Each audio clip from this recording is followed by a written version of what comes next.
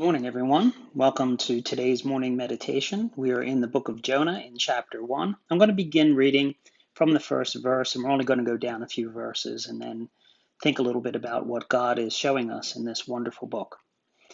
Jonah chapter 1, verse 1 begins, Now the word of the Lord came unto Jonah, the son of Amittai, saying, Arise, go to Nineveh, that great city, and cry against it, for their wickedness is come up before me.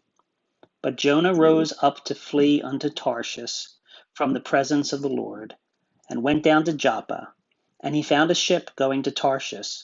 So he paid the fare thereof, and went down into it, to go with them unto Tarshish from the presence of the Lord.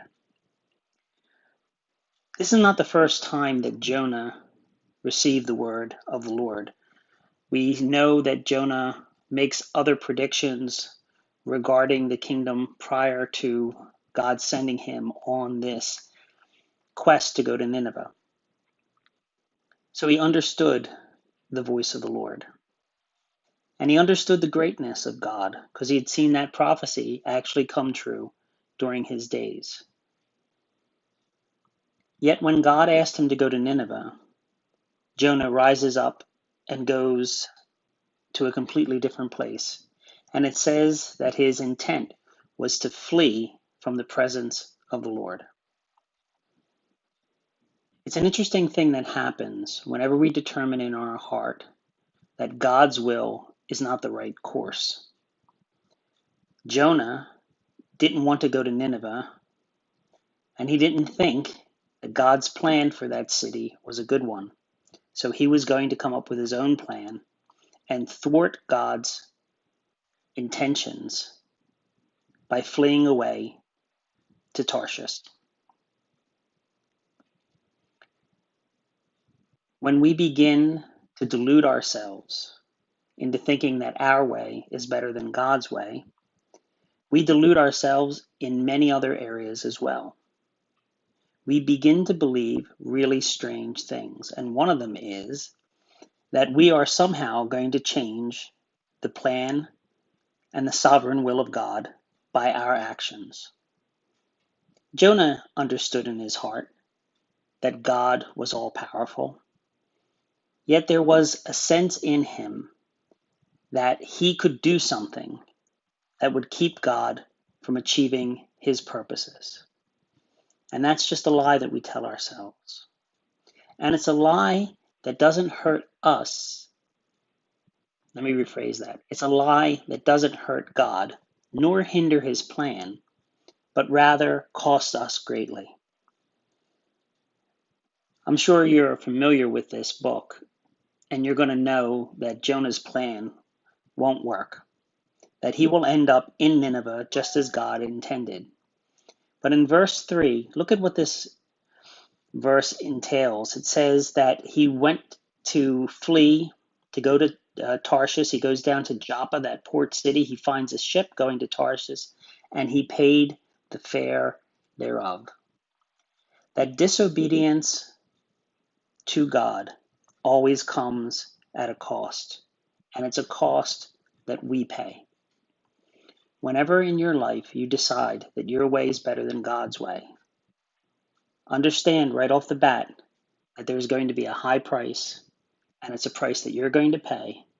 And after expending that great amount, you're going to find out that all you did was waste your time and bring pain or cost unnecessarily into your life, because God's will is going to be done no matter what.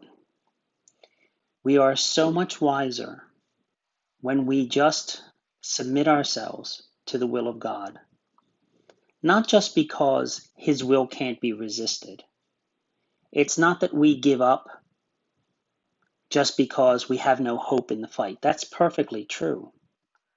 But understanding this even more, that God's ways are much better than our ways. And no matter how good we think our plan is or how perfect we think our wisdom is, if God disagrees, he is far better able to understand what's at stake. His plan is always going to work out best, not just for those who God may send us to. In this case, it was Nineveh. but also in our own life. Because God's not only all powerful, He's not only wise, but He's also full of love. And that love extends to us.